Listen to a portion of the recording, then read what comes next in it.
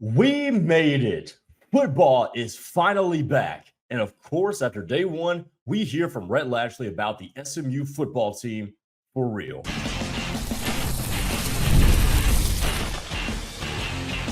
You are Locked On SMU, your daily podcast on the SMU Mustangs, part of the Locked On Podcast Network, your team every day.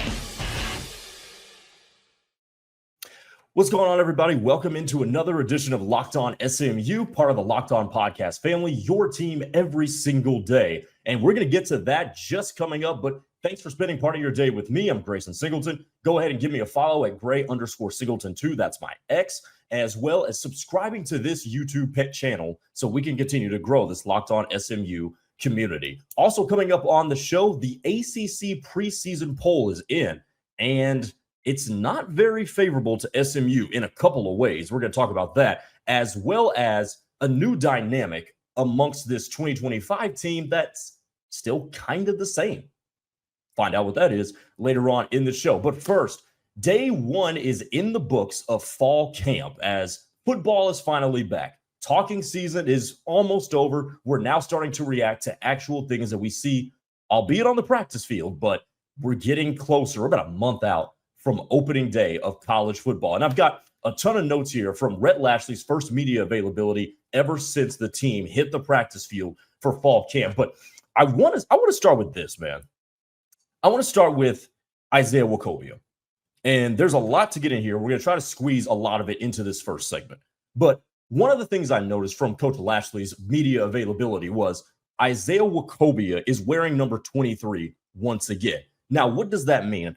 Well, number 23 was worn by Jerry Levias. And quite frankly, I had to look up who Jerry Levias was when I saw that Coach Lashlee made reference to him. Jerry Levias, if you don't know, was the first black player in the Southwest Conference way back. I think it was the 70s. I'd have to double check that. But Jerry Levias wore the number 23. And now at SMU, it is a tradition that the players vote on who wears 23. Usually it represents a leader in the locker room as well as a popular face and just the heart and soul of the team. Well, Isaiah Nwokobia is going to wear that for now going on 3 years in a row, which is, to me, incredible.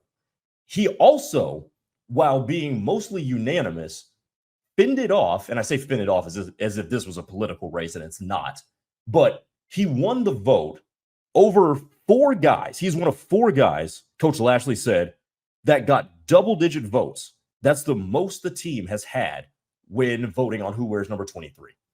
Here's why that's so important to me. We spent all off season, and if you listen to national talk about SMU, they will have said the same thing. We spent a lot of the offseason talking about what SMU lost. 2 linebackers, a couple of edge rushers, lost dudes at wide receiver, lost Brashard Smith. And if you chalk all that up, that basically means they lost, some senior leadership. Younger guys are having to step up. Not only is the fact that Isaiah Nwokobia, who I believe him coming back is going to pay huge dividends for SMU, we've talked about that, but 4 dudes got double-digit votes. This team is in no way, if you thought that losing Kobe and Ahmad at linebacker, losing some edge rushers, losing receivers, key pivotal players, if you thought that SMU was going to be devoid of leadership or still trying to figure out who that heart and soul is going to be going into the season, you are incredibly mistaken. Because you've got a winner of this vote to wear number 23, representing Jerry Levias, and then 3 other dudes also garnered double-digit votes, meaning that there were people that thought, hey, there's more leaders on the team than just Isaiah. In terms of leadership and locker room stability amongst the players, they got that on lock. That's taken care of. You don't got to worry about that. And that's big. That's huge when it comes to replacing the level of production, the level of veteran production that SMU is replacing. That is massive. So that stood out. That's the first thing that stood out to me from Coach Lashlee's presser. The second thing to me that stood out is the backfield. Let's talk about the running backs. Because one of the questions that was asked pretty quickly into Rhett's media availability was, well, how are you going to place Brashard Smith? There's a lot of unknown guys. And And I thought Lashlee's answer to this was pretty telling and also pretty witty too. He said, this is a direct quote, "No one knew who Brashard was at this time last year," which made me think, ooh, they've done this before. This isn't a situation that they're fazed by. Okay, fine. We had to replace dudes last year. We found Brashard Smith. He ended up in the NFL. I think we can do this again.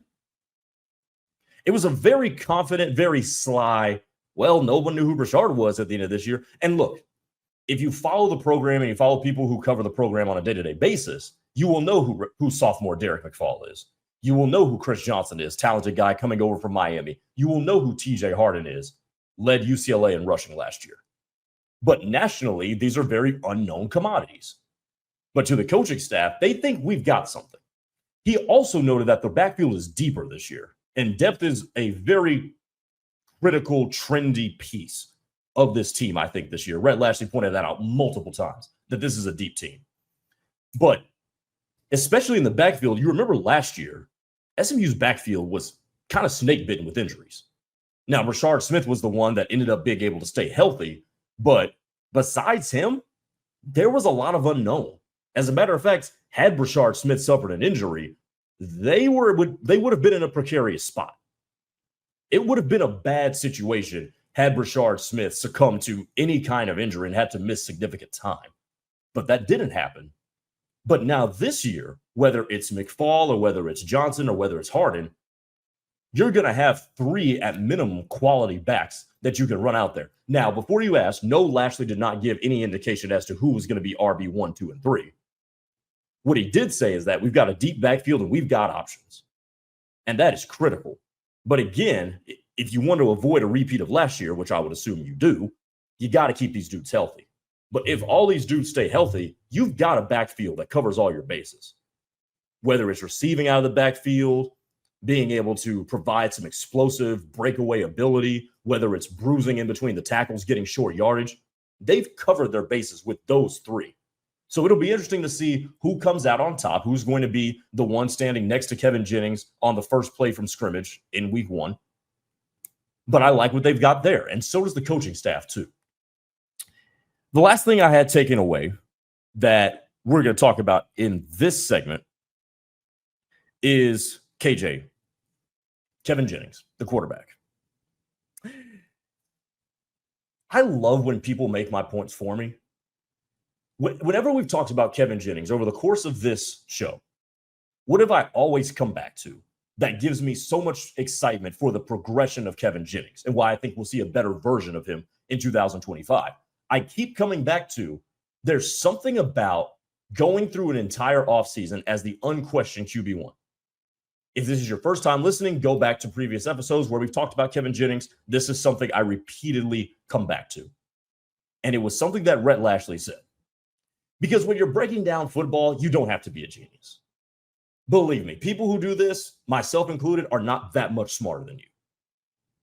If you just do basic, simple math, takes over after the season started, plays well, shows some flashes of what he can be once he gets the consistency part down, then goes through an entire offseason where he knows he is the solidified QB1, you would assume that would be better. Coach Lashlee numerous times said it's interesting that this is his first year going into the season as the established guy. That's what he said, quote, as the established guy. And because of that, he feels like Kevin Jennings can be one of the best quarterbacks in the country. That is not me saying that.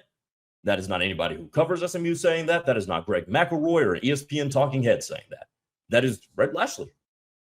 Because he's going through the offseason as the unquestioned starter, as he's coming into the season with the job, he is going to be better for it. And if you think SMU's defense will take a step back, I don't think you're crazy.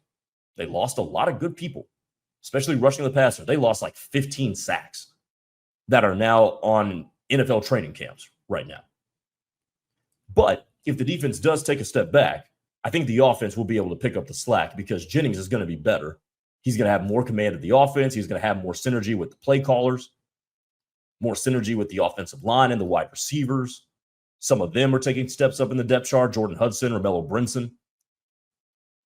But going through the offseason as the unquestioned number one is massive. And I think it's going to pay dividends for him. I think it's going to pay dividends for more quarterbacks around the country than we realize. All right, just getting started here on a Thursday edition of Locked On SMU. Coming up next, the ACC preseason poll is in, and the Mustangs are being slept on. We'll talk about it next. Stay with me here, Locked On SMU. If you're trying to stay on top of your routine, whether that's workouts like me, long days on campus, or staying focused through back-to-back classes, hydration is where it all starts. And that's where DripDrop comes in. When I'm on top of my hydration, I notice everything just works better. My energy, my mood, my focus. Oh, and even my skin looks a little bit better too when I'm hydrated. DripDrop is a doctor-developed and scientifically proven for fast hydration. It uses the perfect balance of sodium electrolytes and glucose to help your body absorb fluids quickly, delivering 3 times the electrolytes and half the sugar of a leading sports drink. My go-to flavor is one of the ones we're talking about here. I love the blueberry flavor, man. I like berry flavored anything, man. So anything berry flavor, I love it. It's a game changer. After a workout or on those busy days. Right now, DripDrop is offering Locked On listeners 20% off your first order. Just head to DripDrop.com and use promo code LOCKEDONCollege. That's DripDrop.com. It's there at the bottom of your screen. Promo code LOCKEDONCollege for 20% off. Stock up now before the heat really starts to hit hard. And we're back here on Locked On SMU. Thank you for making us part of your day. I'm Grayson Singleton. Remember, subscribe, hit that notification bell on the channel so you get notified of all our new content. For the podcast listeners, thank you so much as well. You can find our podcast on Spotify, Apple Podcasts, or wherever you find your podcasts. New podcasts drop at 8 a.m. Central Time, with new YouTube videos start dropping and premiering at noon. Okay, is SMU being slept on? And this afternoon, yesterday afternoon, because I'm recording this on Wednesday, the ACC preseason poll was released. SMU predictably is number 3 behind Clemson, who is the prohibitive favorite and the heavy one at that, as well as Miami. As a matter of fact, they're only 67 points behind Miami, so you can reasonably assume they're pretty much running neck and neck for second place. And I think whoever wins the SMU Miami game will be Clemson's challenger in the ACC championship game. And I think it could be SMU like it was last year. SMU only got 2 first-place votes. Now, okay, cool. Clemson got 167. Miami got 7. SMU got 2. Okay, fine. Not too mad about that. You want to know who got 4 first-place votes? You guys are going to love this. Florida State. Now, I don't know about you, but I find it very, very hard to believe that Florida State is going to be as abhorrent of a football team as it was a season ago. I think we can all agree that they're not going to be that bad. But are they going to go worst to first? I know they weren't worst, but stick with me. Are they going to make some kind of worst to first jump? No. And let's look at Florida State's schedule. Okay, fine. We don't think Florida State's going to be that good. Well, but what if they have an easy schedule? Here's their schedule in conference play. By the way, their season opener is at home against none other than Alabama, even though that's not going to count against conference play. At Virginia, should be a win. Home for Miami, I've got my doubts. Home for Pittsburgh, toss-up. Cross-country trip to Stanford, which I know it's Stanford, but the operative word there is cross-country. They're going to California to play the Cardinal. Anything could happen, I think, especially when they're playing. They're going to play that game, by the way, at 10:30 Eastern time.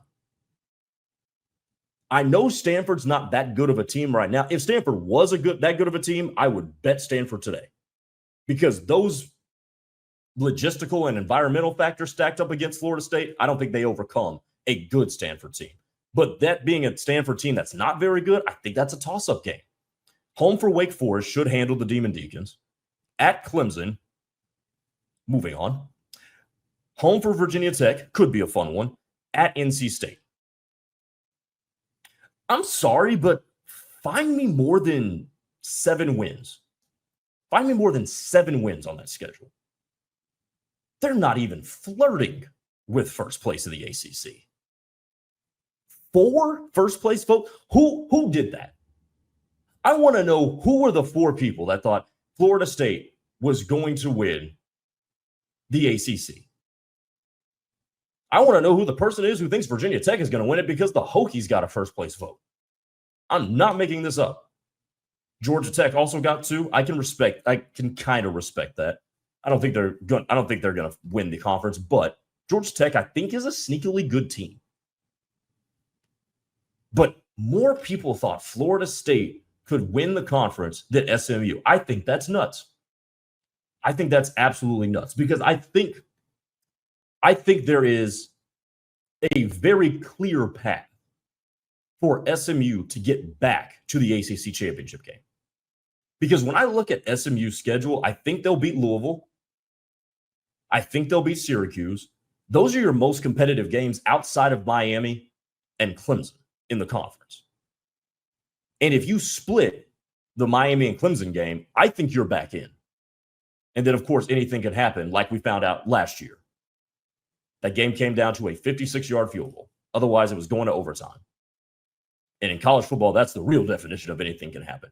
I think SMU's path to getting back to the ACC championship game is a lot more clear and a lot more defined than Florida State.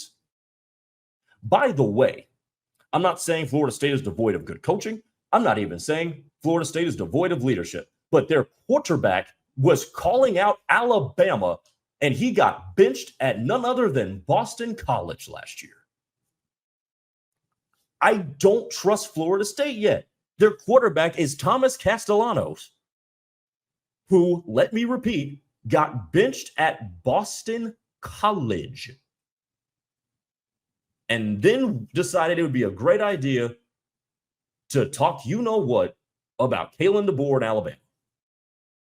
I'm sorry, but I'm going to question your judgment and self-awareness. I just am. So Florida State, I don't think Florida State's going to be awful like they were a season ago because they were nothing short of awful last year. But whoever thought they were going to be better than SMU, that might be evidence of drug use. Now, SMU, I think SMU's properly rated here. They are literally almost identical with Miami. 2 or 3 votes go another way, they're flipped. I think SMU and Miami and Clemson are the clear top 3. I think Georgia Tech and Louisville, who, by the way, are 4 and 5 on the preseason poll, are properly rated because I think that's the tier. I think the championship contenders, we're going to say given perfect health, which we know is not going to happen, but for this point in time in the calendar, we're going to assume perfect health. Clemson, Miami, SMU. 2 of those 3 will be in Charlotte. Georgia Tech, Louisville, and Duke, I think, are right there behind them. I think Pitt's being undersold a little bit. Pitt's 9 on this list. They're right behind Florida State, who I think is rated far too high. And behind North Carolina, who might be the most intriguing team in the conference because somebody named Bill Belichick is coaching them. And then NC State at 10. Syracuse taking that fall. People must really be low on Syracuse minus Kyle McCord. And then the rest is the predictable cast of characters at the bottom: BC, Virginia, Cal, Wake Forest, Stanford. I think this poll shakes out pretty good. And I think this is going to be pretty close to how it finishes up. I think Florida State's too high. I think North Carolina and Pitt are interesting. I think Georgia Tech and Louisville will be just on the outside looking in. Duke will be interesting with Darian Mensah coming over from Tulane. And I think it will ultimately be Clemson, Miami, and SMU battling it out for ACC supremacy. That's how I think it's going to slate out. SMU plays both Miami and Clemson. I believe Clemson plays. Let's look at Clemson's schedule. Clemson doesn't play Miami. Clemson's got a pretty favorable schedule. Clemson's home for Syracuse, home for SMU, home for Duke, home for Florida State. That's a pretty favorable schedule. It really is. Their road games are North Carolina and BC back-to-back. They should handle both of those. And then you're at Louisville. That's their conference schedule. I would put a bet in right now that Clemson goes undefeated in the regular season, in the ACC. That South Carolina game is always a toss-up. Miami, on the other hand, also pretty favorable schedule. They have a pretty favorable schedule. I think of the three, I'll tell you this. Of the three, SMU's got the toughest schedule. But I think SMU is also a dang good team. So I think if they win that Miami game, if they split Miami and Clemson and win the rest of their ACC games, obviously that means they're back into the conference championship. There's your road. That's your road. Win all your conference games, split with Clemson and Miami, you're in the ACC championship game.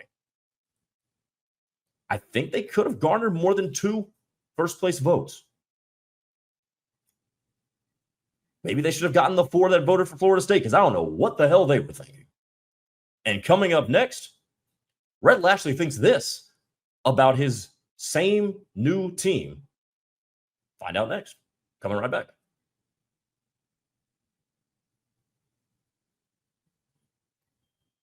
Closing up shop here on a Thursday on Locked On SMU. I'm Grayson Singleton. Okay, one last thing before we go from Rhett Lashlee's press conference. And I've got a bunch of notes here. I found this interesting. This was a quote. He said, "We have enough remnant from last year's team, but this team has its own personality." Ooh, that's good. That's good. We have enough remnant. I'm going to say it again. We have enough remnant, hell of a word, by the way, from last year's team, but this team has its own personality. If that doesn't get you fired up, I don't know what does. Last year's team was really good. There was turnover from last year to this year, but he said, we have just the right guys that are back. Was this not something I think I said this too? I know they've got dudes departing, but a couple of weeks ago I said, I think they got the right dudes back. Wakobia, Jennings, Kilgore elevating, Hudson stepping up, McFall stepping up, Logan Parr, PJ Williams on the offensive line. They got the right dudes back. And obviously you would have wanted all the dudes back, but that's not feasible in college football. We know this. But they got the right dudes back. They have a good remnant from last year. I really think they do. I think they've got leadership on both sides of the ball. I think they've got tone setters on both sides of the ball. I think each position group, and we'll see about running back, who emerges there, but I think each position group has a dude. The secondary's got a dude. The linebacker's got a dude. Defensive line's got a dude. Offensive line's got more than a couple of dudes. Fortified with Josh Bates, who comes over from Oklahoma. Quarterback is back, second year in the system. Jordan Hudson back as a veteran now. RJ Maryland coming back along with Matthew Hibner. That pass catching room is going to be really, really good and rife with leadership. They got the right dudes back, but this team has its own personality. They're coming into their own. They're not looking to mirror everything that last year's squad did, and that's good because you're going to need your own personality and your own differentiating characteristics to get through a season. You can't piggyback off of the guys from last year because the guys from this year are going to lead different than the guys from last year because they're different people than the guys from last year. Things are going to look different. But the differences that makes this team new is a lot of the same for what made last year's team good. The differences that make this team new is a lot of the same that made last year good. And that's why I'm buying. I don't know how much hype there is on SMU. I don't know if I'm the one creating a lot of it. Maybe. Cool. That's great. But whatever it is, I'm buying it because there is a ton of continuity at the right spots on this SMU team. I really believe that. And it seems like Coach Lashlee has a good handle on what he's got from that regard because You think about a team like in Oklahoma, for example. I know I give a lot of Oklahoma references.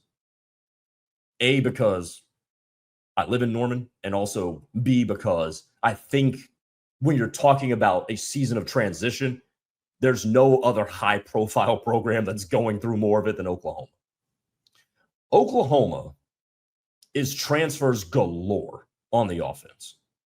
They've got receivers from all over the country that are supposed to be on the first team. New quarterback John Mateer coming over from Washington State. His new offensive coordinator, also from Washington State, Ben Arbuckle. That kind of helps. But there is a lot of new on Oklahoma's offense. One could reasonably assert that there's too much new going on there. Now, I think especially in the sport of basketball, but this can pertain to football too, athletes these days are so used to playing with and against so many different people from camps and whatnot, that people, especially intelligent football players, can figure out how to play with everybody. I think the way people grow up now mitigates the newness of it all more so than it did a long time ago, because people go to different camps, people play on different summer ball teams and whatnot, football, basketball, obviously. But I think while SMU has some new, it's also been there, which makes the new old and makes the new part of the continuity that's coming back. So when I think of a team that has been fortified by transfers, but a team that's got a lot coming back at the key positions, I think of SMU. The coaches seem to have a handle on it, as well as the players are now forming this team's own identity. They're not going to piggyback off of last year's identity. Isaiah Nwokobia and Kevin Jennings are going to make this team their own, along with a bevy of other guys. 2025's team is going to be 2025's team, not a continuation from 2024. All right, that'll do it for today's edition, not this week's. We got one more.